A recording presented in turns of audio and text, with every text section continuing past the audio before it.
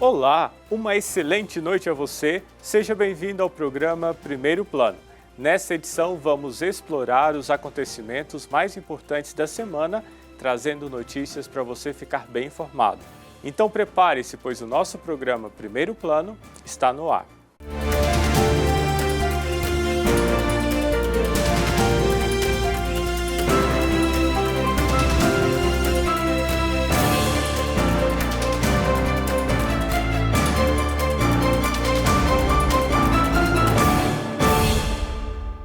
E nós vamos começar essa edição falando sobre uma situação vivida pelos brasileiros nos últimos dias. Muitas cidades amanheceram nesta semana com uma nuvem de fumaça no céu. Isso é resultado do número de queimadas que vem acontecendo nos últimos dias e em boa parte do país. E hoje ainda é possível ver o céu encoberto por uma fumaça densa. A Lohane Castro traz mais detalhes para a gente na reportagem. O céu azul de Brasília não deu as caras neste domingo. O que se via era fumaça por todo o canto. A mesma situação foi registrada em Goiânia, Caldas Novas e em outras cidades dos estados de Goiás e Minas Gerais. Segundo o INMET, a fumaça que encobriu esses locais foram trazidas pelo vento da região amazônica e de São Paulo, que registra incêndios desde sexta-feira. Agosto também, por ser um mês quente e seco, tem um alto índice de queimadas, né? Diferente de tem um aumento de focos de queimadas e esses focos podem evoluir para uma queimada. E dependendo da direção do vento, ele transporta esses poluentes provenientes justamente dessas queimadas, porque elas atingem grandes áreas e à medida que a fumaça começa a expandir para a atmosfera, para a altitude, ela consegue encontrar circulação de ventos que estão em altos níveis ou em baixos níveis, e com isso ela tem esse transporte. Então, o que nós tivemos aqui nessa parte de Brasília, Goiânia, foi um vento que veio, está tendo queimadas, o vento veio de sul, e isso mudou essa condição, porque transportou esse poluente e trouxe ele aqui para a nossa região. De acordo com o Corpo de Bombeiros, a fumaça foi mais intensa em Brasília por causa da junção da fumaça que veio de São Paulo, trazida por ventos favoráveis, com um incêndio de grandes proporções numa área de preservação de Brasília que ocorreu no sábado e só foi controlado durante a madrugada de domingo. Outro fator que prejudica ainda mais é a falta da chuva. Tanto a capital federal quanto as capitais Goiânia e Mineira estão há mais de 100 dias sem chuvas. Nós estamos aí há mais de 4 meses. Em alguns pontos do Brasil sem chuva, e aqui no Distrito Federal a gente já está aí com cerca de mais de 130 dias, quando a gente olha a Brasilândia. Então, é preocupante porque já são quase 4 meses sem chuvas, mantém um ambiente quente, seco e aumenta a biomassa, que é justamente a folha seca. Então, você tem esses componentes e qualquer foco de queimada evolui com uma grande dimensão, essa pluma, essa fumaça atinge altos níveis, e aí, com isso, há o transporte do poluente para regiões que não estão tendo queimadas. De acordo com o Instituto Nacional de Pesquisas Espaciais, o INPE, esta é a temporada com maior registro de focos de queimadas em 17 anos. Situação agravada pela seca, que castiga mais de 1.000 cidades brasileiras. Só no mês de agosto foram registrados mais de 22 mil focos de incêndio na Amazônia Legal. No ano passado, foram 12 mil. É importante que cada um de nós tenhamos a consciência do cuidado da casa comum, como nos ensina o Papa Francisco. Você e eu somos responsáveis por fazer com que o nosso planeta seja cada dia um lugar habitável para todas as pessoas. Agora, nós vamos acompanhar o testemunho de uma família que, pela fé e o amor ao Pai Eterno, muitos milagres foram alcançados. Quem nos traz a reportagem é a Simone Oliveira. Acompanhe. O sonho do casal Carla e Fabiano era o de formar uma família. Mas esse desejo custou um tempo para se tornar realidade. Nós já tínhamos 7 anos de casados e eu não conseguia engravidar. Aí iniciei tratamento e nada, né? Aí todos os dias eu assistindo a novena, eu benzia uma água, passava no meu ventre e pedia muito ao Divino Pai Eterno que eu conseguisse o dom de ser mãe.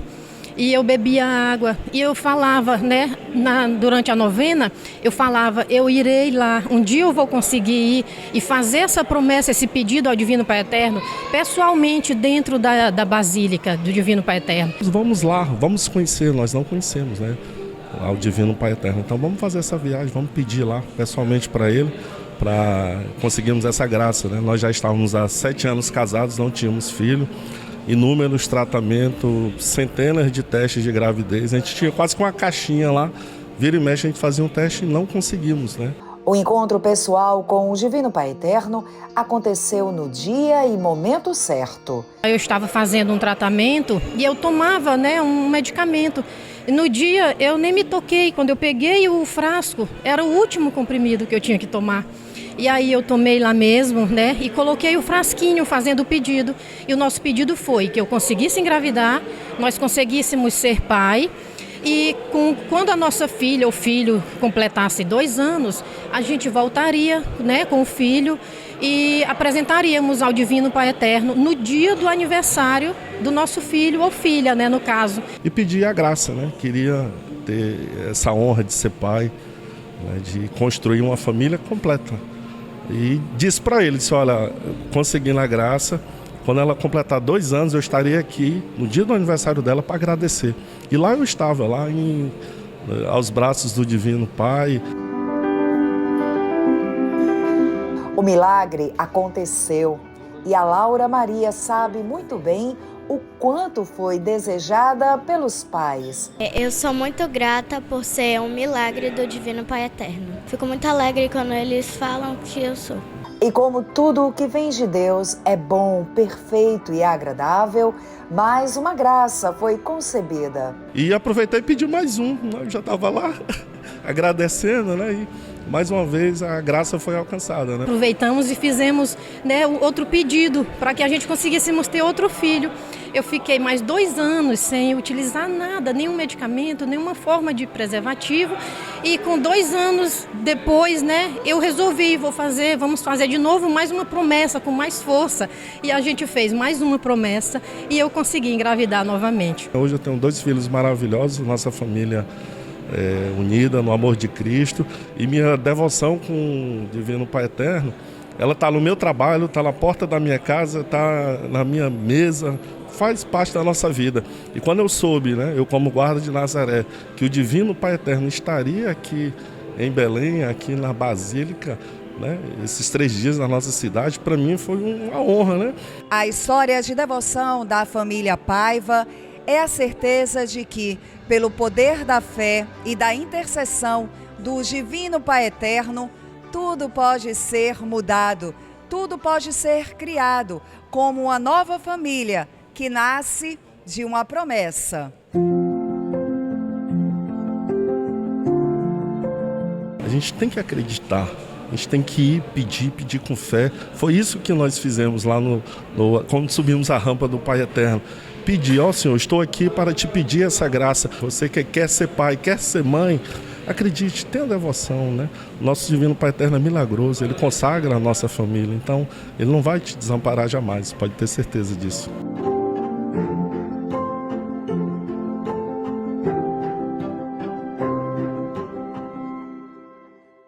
Um alerta: os bancos de sangue estão com baixo estoque após as férias escolares e convocam a população para doação.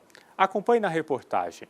Já é a segunda vez esse ano que o Luciano decide fazer o bem, através de uma atitude de grande significado. Ele se orgulha da quantidade de doações que já fez. Já dou sangue já há alguns anos, aproximadamente 15 anos que eu dou sangue, né? E aí, a cada 3 meses, sempre quando eu posso, eu venho espontaneamente, venho fazer a doação para estar ajudando alguém, né? Que o sangue da gente vem para doação, vai para o banco e com certeza vai fazer bem para alguém, para pessoas melhorar, né? O Wendel está emocionado por sentar nessa cadeira e saber que seu sangue tem um propósito especial. Gratificante saber que vai ajudar muitas pessoas com com essa doação. Mas a realidade, muitas vezes, não é a ideal. É que, frequentemente, nesse período do ano pós-férias, os níveis de sangue em todo o país se encontram em estado crítico. De acordo com dados do Ministério da Saúde, 1/4 da população são doadores regulares de sangue, o que corresponde a mais de 3 milhões de brasileiros. Aqui nesse hospital de urgências, por exemplo, todo esse estoque de sangue está muito baixo. Em julho a gente utilizou muito nosso estoque, por ser um período aí de férias escolares, né? Então nós tivemos muitos acidentes de trânsito que consumiu muito o nosso estoque. Hoje a gente está trabalhando com a capacidade só de 40% do estoque. Isso é muito crítico para o hospital do tamanho do GOL. Então a gente precisa repor esse estoque. E esse é o momento de repor para a gente estar atendendo a nossa população até o final do ano. A doação de sangue é uma prática essencial para a manutenção da saúde, tanto em nível nacional quanto municipal.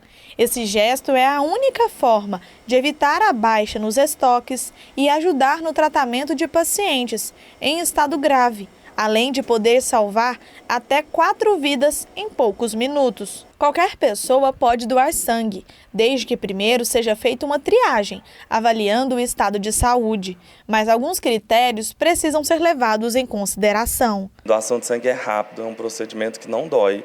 Você precisa estar saudável, ter acima de 50 quilos e idade de 16 a 69 anos. Então todos podem ser doador. Comece quanto mais cedo, porque hoje a gente só tem na população 3% que doa regularmente, então a gente tem muito para evoluir. Para esses doadores, esse gesto é fundamental e já estão de olho nas próximas oportunidades. Desse ano, essa é a segunda doação desse ano, eu creio que devo fazer mais uma ainda até o final do ano. Penso em fazer isso agora regularmente, assim que eu puder. Doar sangue é mais que um ato de generosidade, é um ato que salva vidas e todos nós precisamos nos conscientizar e fazer a nossa parte. Mudando de assunto, 10 estudantes goianos de uma mesma escola foram destaque na maior competição de robótica do mundo realizada neste ano em São Luís do Maranhão, entre os dias 5 a 9 de agosto.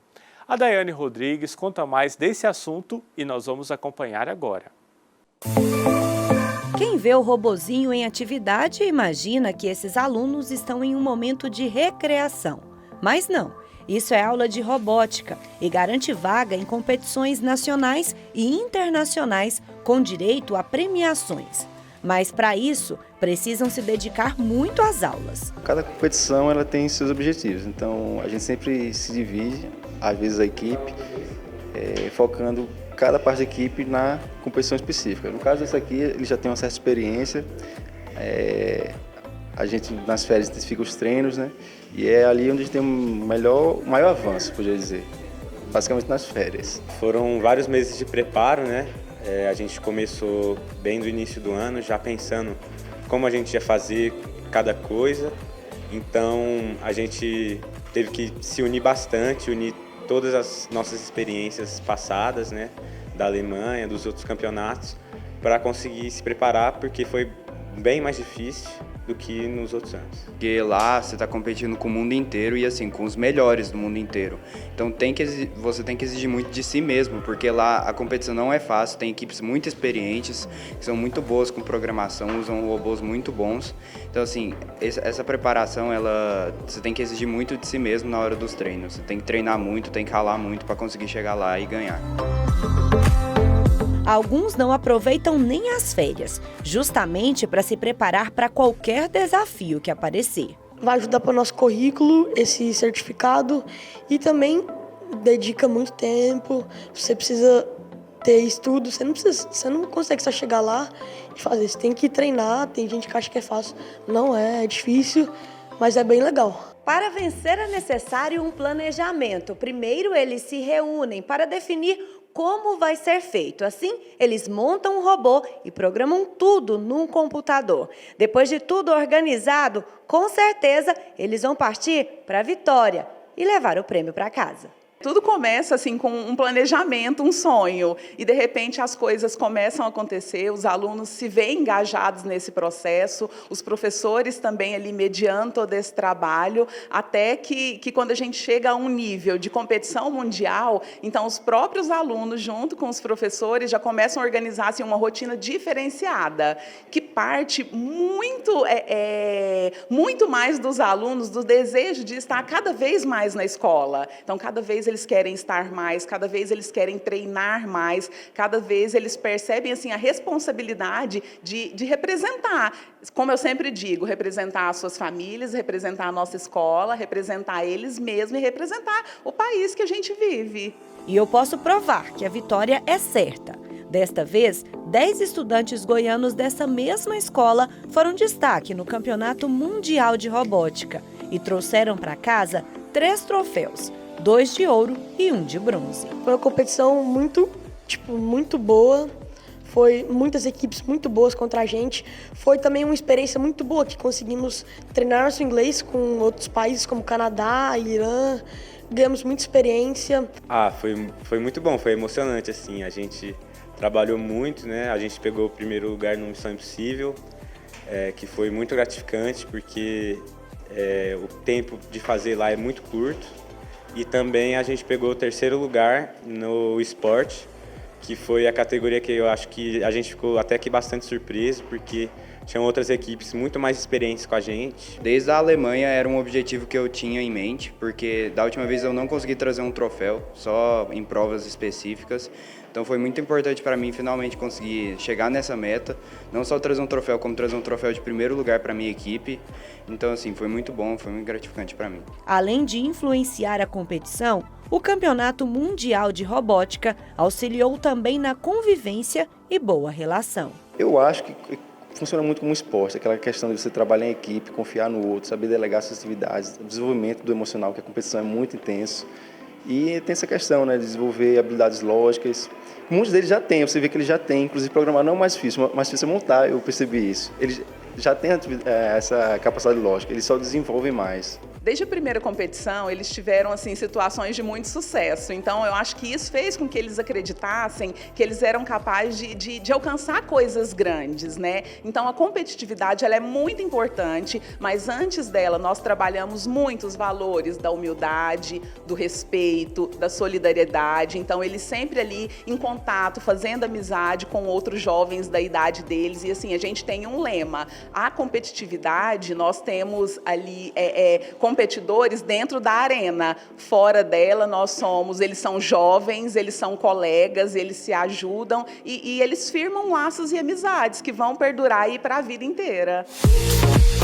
Foram 1.500 participantes de 22 países competindo, divididos em 300 equipes.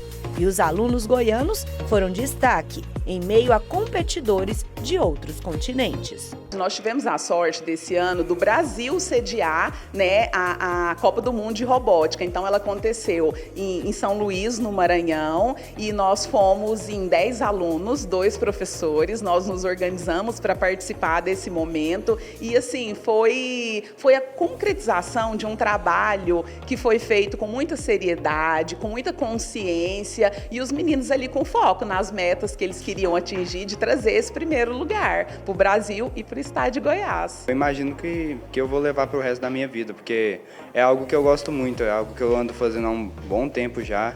Então, assim, acho que eu já criei uma conexão com aquilo e eu desejo levar para o resto da minha vida, assim. O que inspirou para participar de outro?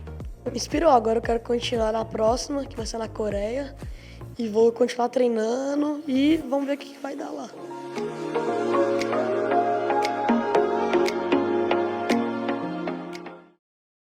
Não saia daí, o programa Primeiro Plano volta já com mais notícias.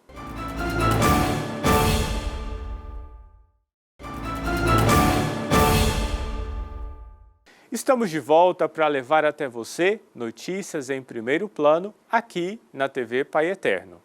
De acordo com a Sociedade Brasileira de Coluna, o mergulho em águas rasas é a 4ª maior causa de lesão medular aqui no Brasil. Vamos ver mais sobre esse assunto na reportagem a seguir. Pode? Pode. Vai.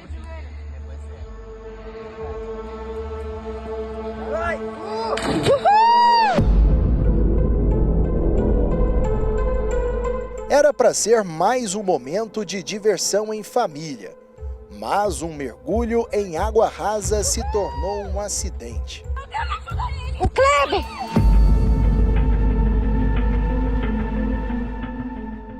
Juntou a família, a gente estava pescando, estava ruim de peixe, o tempo frio, e a gente resolveu tomar banho. Mais ou menos umas 2 horas da tarde a gente começou a tomar banho. E pula um, pula outro, brinca e tal. Quando foi mais ou menos 5 horas da tarde, umas 15 para 5 mais ou menos, eu resolvi, falei para o pessoal, vamos parar de tomar banho e vamos mudar a isca, agora começa a pegar um outro tipo de peixe. No que eu falei, vai, então vou dar um último pulo, a minha esposa falou, vou gravar. Tá bom, e eu fui, tomei distância e quis dar aquele pulo. Quando eu joguei o meu corpo, eu joguei os braços e fui empurrar o pé. No que eu empurrei o pé, em vez de me lançar, ele escorregou, porque a areia tinha amolecido. De tanto que a gente pulou, a areia amoleceu. Deslizou e eu não fui. No que deslizou, ela deu um coice, levantando o meu quadril. Então, em vez de eu me lançar 3 metros para frente, eu caí mais ou menos 1 metro do barranco. E como é praia, afunda gradativa. Então, eu caí mais ou menos 60, 70 centímetros de profundidade. Bati a cabeça.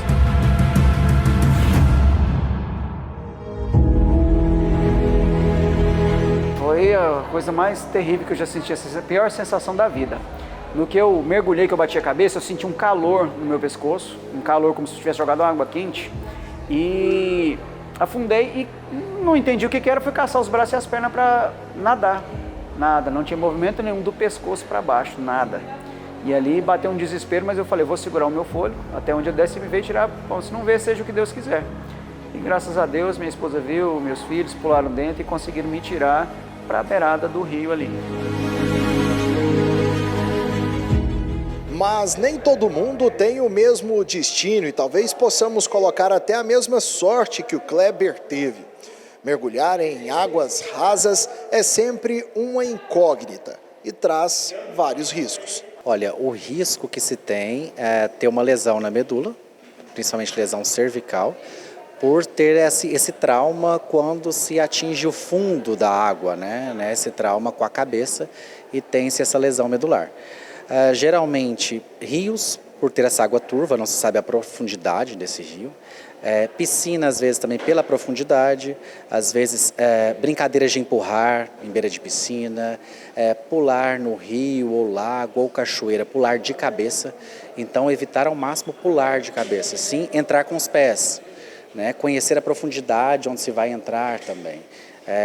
Evitar ingerir bebida alcoólica, porque acaba que a pessoa fica mais corajosa, né? Para que se evite o risco dessas lesões. Vários fatores definem a gravidade de uma lesão. O tempo de tratamento também varia. Enquanto alguns se recuperam em poucos meses, outros precisam mudar completamente a forma de viver. Primeiramente, o processo de reabilitação, né? A gente vai estimular esse paciente ao máximo. A gente fala de neuroplasticidade para que essa medula responda, né? Pensando que o cérebro que passa todas as informações e a medula que faz essa ligação das informações do cérebro para o corpo todo. Então, dependendo do tipo de lesão, nós vamos estimular a parte da fisioterapia, a parte da terapia ocupacional, a psicologia para acompanhar também esse processo de reabilitação. E esse processo de reabilitação pode durar de 6 meses a 1 ano, 2 anos, 3 anos. É um processo onde a gente vai trabalhar tanto fortalecimento muscular, equilíbrio, retorno de marcha, o retorno às atividades de vida diárias, atividades de trabalho. E se a gente não conseguir nesse processo de reabilitação, a gente vai para o processo de readaptação, onde a gente vai readaptar esse paciente na sociedade, né? Que seja numa cadeira de rodas, seja com um andador, né? Algumas adaptações para que ele consiga ser o mais independente possível na sociedade. No caso do Kleber, depois de aproximadamente 1 ano, com sessões de fisioterapia sendo realizadas 2 vezes na semana, ele já consegue se locomover sozinho. A evolução é grande, mas enfrentar a nova realidade não foi fácil. Foi um ano de muita adaptação, a melhora é gradativa, no primeiro momento ela foi bem rápida, depois é gradativa, eu venho melhorando pouco a pouco, então eu reaprendi a viver. E eu acho que além da recuperação também é um reaprendizado, dia após dia. E depois de tudo isso, aprendizado é o que fica. Eu me tornei um vigia do rio, vamos dizer assim. Quando eu vejo alguém pulando, eu vou lá e falo, olha, tá vendo isso aqui, essa cirurgia aqui? Tá vendo minhas dificuldades? Foi de um pulo por uma falta de informação, que às vezes eu não me liguei, às vezes eu até vi, mas não me liguei, se você não se liga, não memoriza. E hoje eu estou pagando um preço pela desinformação. Então, não pula não, porque pode acontecer com qualquer um, a qualquer momento. É um erro, não precisa mais do que um erro para uma fatalidade. E, graças a Deus, eu estou bem. Teve pessoas que não teve a mesma sorte, que estão tetraplégicos, paraplégicos, que acabou praticamente com a qualidade de vida dele e de quem cuida dela. Então cuidar, tem que se cuidar bastante.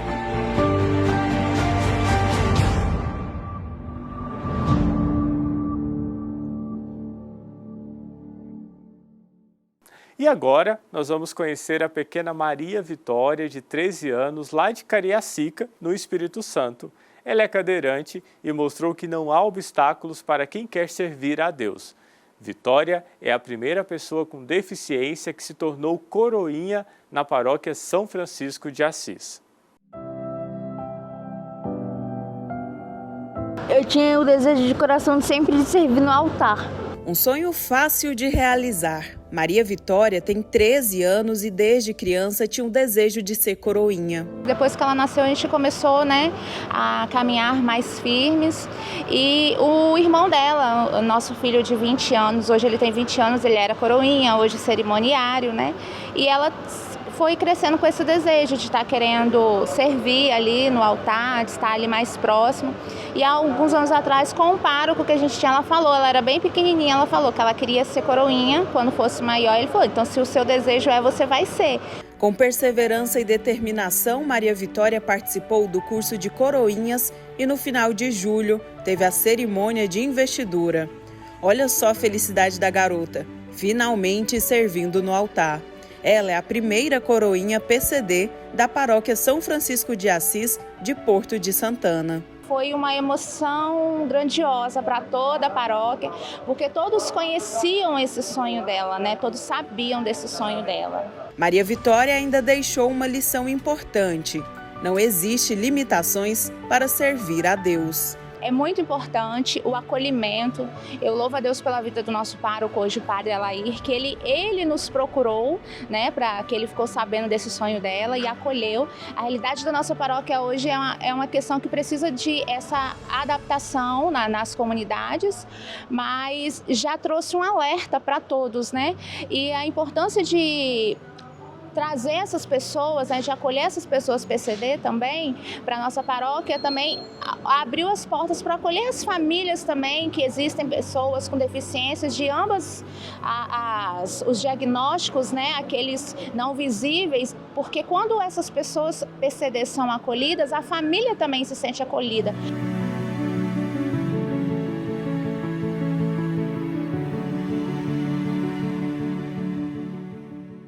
Amados fiéis, neste mês das vocações somos chamados a refletir sobre a nossa própria vocação à vida no amor de Deus.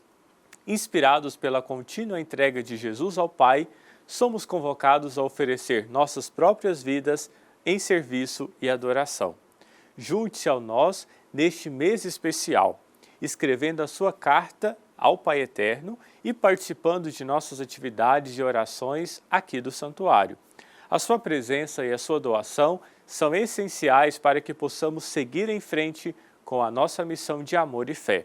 Afinal, a campanha Sustentados pela Fé continua e a sua colaboração é imprescindível para que possamos preservar o nosso santuário como lugar de paz e acolhimento para todos.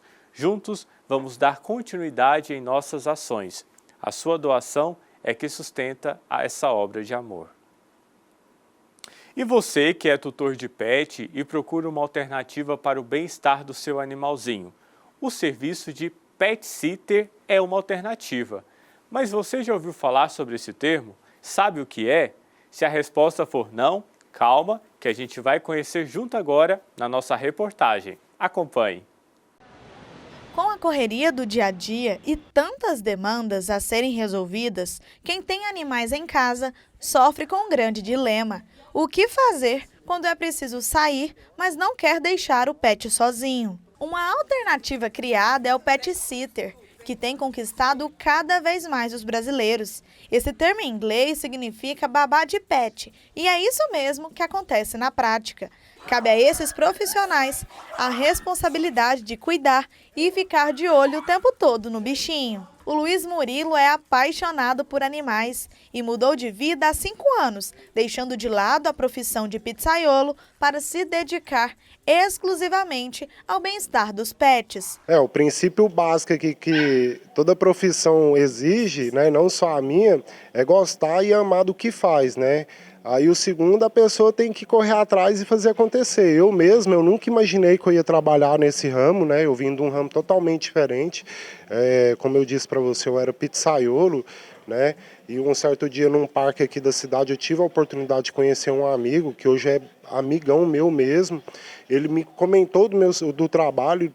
A primeiro momento ele não surgiu interesse, mas numa oportunidade que eu tive, que eu fui fazer uma reciclagem da minha área lá em São Paulo, eu parado num parque lá no Ibirapuera, eu vi um rapaz andando com 20 cachorros, fiquei abismado ali com aquele tanto de animais, abordei ele, perguntei sobre, ele me falou, e quando eu retornei para Goiânia, comecei a pesquisar sobre. Ele trabalha todos os dias da semana e vai a 23 residências de segunda a sexta e outras 10 aos sábados e domingos. Apesar da rotina puxada, ele conta que se sente grato por saber que os clientes ficam satisfeitos com toda a atenção que ele dá aos animais. Cada caso é um caso, né? Tem caso que tem cães que é de hospedagem, tem cães que não é de hospedagem, tem que ter uma avaliação, fazer uma anamnese muito bem feita, né?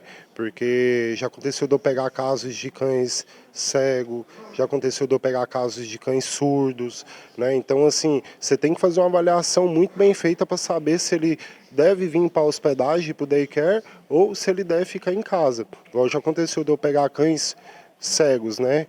Então, assim, eu sugeri para a proprietária que o cão ficasse em casa mesmo, porque ele já está tudo adaptado. Inclusive, durante nossa conversa, ele me contou que cuida de 2 cachorros que precisam de cuidados especiais por ter diabetes.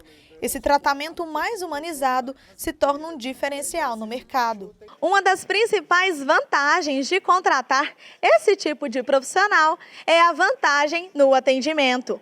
Funciona assim. Primeiro, o tutor entra em contato com eles, depois eles combinam qual tipo de serviço será prestado e também qual o valor. E logo depois vem a decisão mais importante desse tipo de serviço. Se o tutor vai querer que os Pet Sisters vão até a casa fazer companhia e cuidar do pet, ou se eles vão preferir trazê-los para esse tipo de ambiente, totalmente equipado, preparado para trazer maior conforto para os animais e principalmente diversão aqui para eles. E aqui eu falo que é a segunda casa dos pets, não é só um hotel. Aqui a gente deixa os cachorros livres, sem restrições a nada. A gente pega cachorro castrado, cachorros doentes, cachorros que precisam de medicamentos.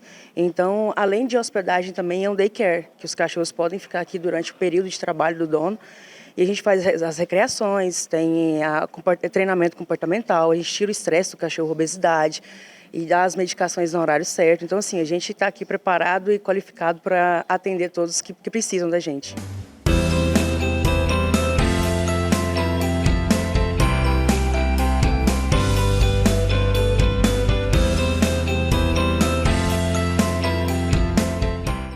Estão abertas as inscrições para participar do coro infanto-juvenil do Santuário Nossa Senhora da Saúde, em Brasília.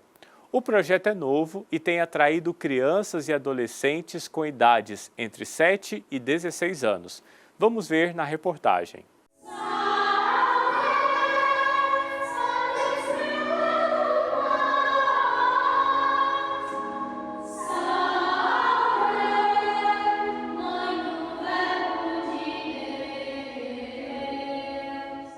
Esse é o coro infanto-juvenil da paróquia Nossa Senhora da Saúde de Brasília, que reúne crianças de 4 a 16 anos para louvar a Deus. As crianças e adolescentes se encontram uma vez na semana para ensaiar as apresentações, que ocorrem uma vez por mês durante a missa. E mais do que cantar no coral, as crianças aprendem a servir a igreja desde pequenas. Eu adorei a ideia, eu gosto muito desse coral, é muito legal, né, estar participando da missa, cantando assim, né, é muito bom, eu gosto. É muito bom, assim, tipo, você tá ali pra servir Deus, que é tipo, Deus, né? Que é tudo. É, tudo. A regente do coral ressalta a importância das crianças começarem a cantar desde cedo. Por frequentar também a paróquia, a igreja em geral, né, a gente sempre vê essa necessidade da formação de músicos, formação de pessoas que cantam nas missas e a formação musical também das pessoas, porque hoje a gente tem pouca essa formação aqui no Brasil, né, poucas pessoas têm acesso a isso. E é uma tristeza às vezes ver que a maioria das pessoas tem dificuldade até para cantar afinado, né, então começar cedo é o melhor, né? Começar logo com as crianças. A gente pensa assim que é uma semente que a gente está plantando, né? Que desde pequenos eles estão desenvolvendo essa musicalidade, tanto para servir a Deus, né? Para cantar nas missas, mas se apresentarem, mas também para a própria vida deles, né?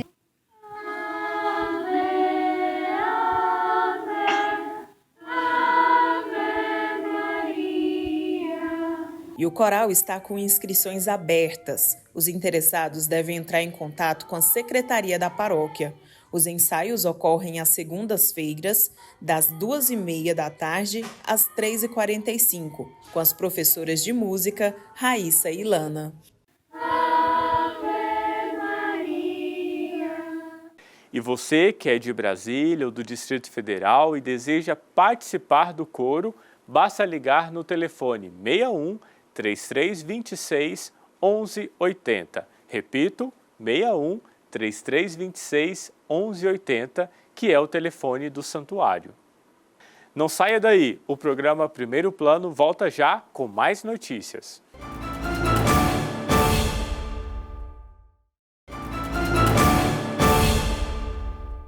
Estamos de volta para levar até você notícias em primeiro plano aqui na TV das Bênçãos do Pai. E agora vamos conhecer o trabalho do Centro Marista de Juventudes, que fica no Paraná. O espaço tem uma proposta de desenvolver atividades educacionais, espirituais e culturais para os jovens da região. Vamos ver. Itapejara do Oeste fica a mais de 400 quilômetros de Curitiba, mas é no sudoeste do Paraná que fica o Centro Marista de Juventudes, e o projeto tem ganhado destaque. O Centro Marista de Juventudes, ele nasce com dois grandes objetivos. O primeiro deles é ser um espaço a nível nacional, mas também regional, do trabalho com as juventudes. E, ao mesmo tempo, ser um espaço onde consiga despertar novas vocações para a vida religiosa consagrada marista, mas também abrangendo as outras vocações. Tendo iniciado os trabalhos em março deste ano, o CMJ intensificou ainda mais suas atividades neste mês de agosto, durante a Semana Vocacional Marista. Neste momento, cerca de 150 jovens participam das programações do centro. Hoje, então, nós contamos com dois grandes projetos que acontecem de modo semanal, né, que é a Pastoral Juvenil Marista, onde os estudantes do 6º ao 9º ano podem participar, e a PJM, assim falamos, né, de modo carinhoso, ela tem um grande objetivo de fortalecimento do grupo na perspectiva de fé, né? Então, são encontros semanais, todas as terças e quintas-feiras, onde esses jovens se encontram e tem uma dimensão do momento de partilhar a vida, norteado por uma passagem bíblica, e depois é um momento de convivência e lazer, né? E um outro projeto que ele é um pouco mais amplo, e aí está para atender os jovens do ensino médio, que é o Jovencializando, né? É para ajudar os jovens nesse momento difícil da vida deles, na escolha profissional, mas também vocacional, e colocá-los nesse lugar onde eles são os responsáveis e os protagonistas dessa construção. A província marista Brasil Centro-Sul está presente não apenas no Paraná, mas em Santa Catarina, São Paulo, Mato Grosso do Sul, Distrito Federal e em Goiânia. Seu objetivo principal é contribuir para a formação de cidadãos éticos e solidários.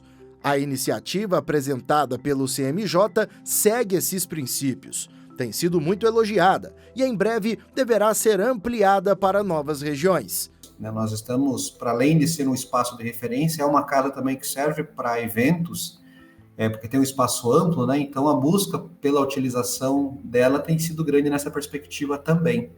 Nós já sediamos alguns encontros de referência juvenil para o Instituto Marista, mas também para a Universidade, a PUC do Paraná fez uma missão universitária, e a ideia é que, de fato, outros lugares possam ver aqui para o Centro Marista de Juventudes e olhar ele como esse espaço onde acolhe as juventudes e fala a mesma linguagem comum.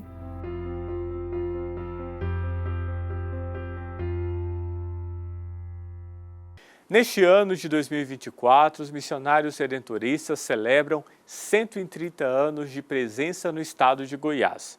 Vindos da Alemanha para o Brasil, os redentoristas foram fundados por Santo Afonso Maria de Ligório em 1732, na Itália. O carisma da congregação é seguir em tudo o Redentor, evangelizando os pobres e sendo evangelizados por eles. E é isso que o padre Valmir Garcia vai nos contar agora. Confira. E quem conta um pouco pra gente dessa história dos redentoristas aqui no estado de Goiás é o padre Valmir. Obrigada por nos receber, viu, padre? Eu que agradeço a Nesse e agradeço também a TV que nos proporciona contar um pouco da nossa história. Padre, quanto tempo mais ou menos o senhor tem assim nessa caminhada redentorista? Conta pra gente. Bom, eu nasci numa paróquia redentorista, né? Eu nasci em Campinas, em Goiânia, e sempre tive um contato com a congregação redentorista. Fui batizado por redentoristas, né? Fiz a primeira comunhão também na paróquia, trabalhei na paróquia como leigo e depois de um discernimento longo, depois de muitos anos de discernimento, eu resolvi abraçar essa vocação, o chamado que Deus me fez. E ingressei na congregação no ano de 1982, né, já com 42 anos atrás, né? E com a graça de Deus fui acolhido pelo Padre Jesus Flores, o nosso saudoso Padre Jesus, e convivi com ele muitos anos e com outros missionários também, como o Padre Henrique Estreu, que era o pároco de Campinas, e ali vivi em Campinas, né, onde hoje é atualmente o Centro Cultural Gustav Ritter. Ali eu vivi 3 anos, depois vendemos aquela casa e eu fui para outras atividades. O padre, então, tá vendo, né? Foi fruto dessa missão dos redentoristas aqui no estado de Goiás. Quando os missionários chegaram aqui, padre, não tinha muita coisa por aqui não, né? Campinas estava começando. Quando os missionários chegaram em 1894, Campinas era uma pequena vila, né? Uma vila muito pequenininha, basicamente umas 30 casas ali em torno da atual matriz de Campinas. Eles se estabeleceram logo que chegaram, no ano 1894, estabeleceram-se onde atualmente é a Vila São José, e onde atualmente está aquela capelinha antiga, né, que é mais antiga do que Goiânia, a Capela São José Antiga. Ali era o convento, o primeiro convento dos missionários redentoristas. E ali eles estabeleceram, e a principal atividade que os missionários assumiram foi cuidar da paróquia de Campinas, que era muito ampla. Ela ia até o sul de Goiás, até o norte de Goiás, né, mais ou menos onde é Porangatu. E Trindade fazia parte, era uma das capelas da paróquia Nossa Senhora da Conceição. E como o bispo tinha chamado os redentoristas para evangelizar e dar uma feição mais cristã da festa de Trindade, eles estabeleceram na sede da paróquia e cuidavam de Trindade. Padre, e é bom a gente lembrar que nessa época não tinha uma locomoção tão facilitada como a de hoje, asfalto, rodovia, até mesmo automóvel. Tudo era feito com muita dificuldade, né? Tudo no lombo do cavalo, tudo. Até a chegada deles foi feito de Uberaba até Campinas, foi vinda no lombo de cavalo. Quando chegaram aqui, logo certamente sentiram a necessidade de ter veículos, né? E quando começou a criar os veículos, os automóveis, o primeiro automóvel que teve na cidade de Campinas foi dos missionários redentoristas, né? E também a primeira moto que foi trazida para Goiás foi também por um missionário redentorista. Isso já na década de 30, né, do século passado, quando se criou os automóveis, né, que não existia ainda. Mas antes era tudo feito no lombo do cavalo. Padre, eu queria conversar um pouquinho com o senhor sobre o que modificou, até na sociedade mesmo, ao redor ali da Igreja Matriz, aqui em Trindade, com a chegada dos missionários redentoristas. Olha, para se ter uma ideia, a primeira usina hidrelétrica que tivemos em Campinas e no estado de Goiás foram os redentoristas que construíram. Né? Ela foi construída ali na frente do convento redentorista na Vila São José. O primeiro telefone também foi instalado pelos missionários redentoristas para comunicar, claro, com o mundo todo, mas principalmente entre o convento e o Colégio Santa Clara e a Igreja Matriz de Campinas. Eram as três atividades. O colégio já tinha sido estabelecido ali no ano 1929, mais ou menos. Então, a energia elétrica, a primeira serraria, né, de madeira foi também instalada pelos missionários redentoristas. Então veja que houve assim, um progresso muito grande na então vila, né, Campinha das Flores, e depois uma cidade, né, que foi constituída e logo depois perdeu o título de cidade com a vinda de Goiânia. Mas o início, o desenvolvimento todo foi feito pelos missionários redentoristas. Padre, a gente pensar nessa época, né, que assim, a missão de vocês redentoristas influenciou na economia, na cultura local. Hoje a gente ainda tem prédios de antigamente que tem toda a fachada, a carinha mesmo daquele tempo em que vocês chegaram e que construíram ali, ó, tudo ao redor. E pessoas participaram, e tudo isso foi pro povo, porque a serraria abriu, quem trabalharia? O povo, né? A hidrelétrica abriu, quem trabalharia era o povo. Os missionários conseguem fazer isso muito bem, vem a necessidade do local, das pessoas e atuam na necessidade. Exato, e foi olhando a necessidade do povo aqui de Campinas é que eles foram criando, né? Criando atividades.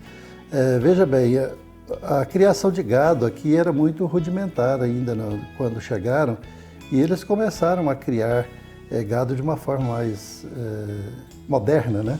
Com a tecnologia da Alemanha e da Europa.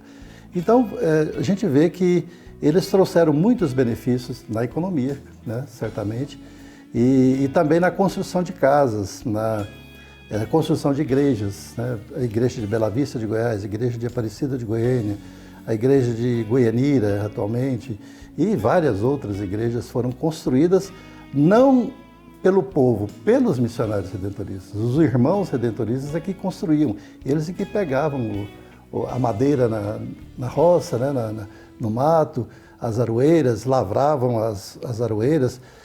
Um modelo clássico é o Santuário Velho de Trindade, né? E também a Igreja de Aparecida, que são muito parecidas. Elas são feitas todas de estrutura de aroeira.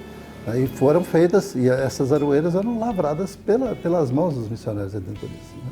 Padre, para a gente encerrar, quais foram as personalidades redentoristas que o senhor teve a chance, né, de conviver, de conhecer e que trouxe algo positivo para a vocação do senhor? O senhor citou aí o Padre Jesus Flores, com certeza foi uma delas. O primeiro e o mais importante para mim foi o Padre Jesus. Era um homem muita gente conheceu, um homem muito sério, né? Muito positivo, mas um homem de um coração excelente, né? Um coração grande. E quando ele me acolheu, ele fez uma graça para mim, no sentido assim, de me proporcionar uma liberdade maior de ação dentro da congregação. Logo depois que eu entrei, ele me isentou de fazer o curso de filosofia, porque eu já era formado numa faculdade. Então ele não me mandou para o seminário menor, né? Ele me colocou lá junto deles no convento redentorista, onde já citei, onde hoje é o Centro Cultural Gustavo Ritter. E ele me deu muita chance de trabalho, ele me proporcionou essa graça de crescer dentro da congregação. Outra personalidade, e esse foi o responsável pela minha entrada, foi o Padre Alcides, né, que foi aquele que me deu o primeiro incentivo para entrar na congregação Eu tinha pensado em ir para outras congregações e ele, não, você vai ser redentorista, e me puxou, como eu era da paróquia redentorista, né? Então esses dois têm uma influência forte. Outro também, que ainda é vivo com a graça de Deus, o padre Henrique Streu, que foi o pároco que eu trabalhei por primeiro, né? Ele me confiou muitas atividades dentro da paróquia. E também leigos que trabalhavam já dentro da congregação, que também me ajudaram muito dentro do escritório da congregação e me ajudaram, né, até assumir cargos depois que eu assumi dentro da nossa província redentorista. São 130 anos de dedicação, pioneirismo aqui no estado de Goiás. É bonito olhar para a história dos missionários redentoristas que tanto contribuíram para o trabalho que é realizado através da comunicação, pelos meios de evangelização, através da missão popular. Muitos foram os missionários alemães e brasileiros que deram as suas vidas para a contribuição do amor e do anúncio da copiosa redenção. E assim, encerramos mais uma edição do programa Primeiro Plano. Agradeço a sua companhia e me despeço de você desejando um excelente final de semana. Fique na paz e na proteção do Redentor. Nos vemos em breve. Até mais!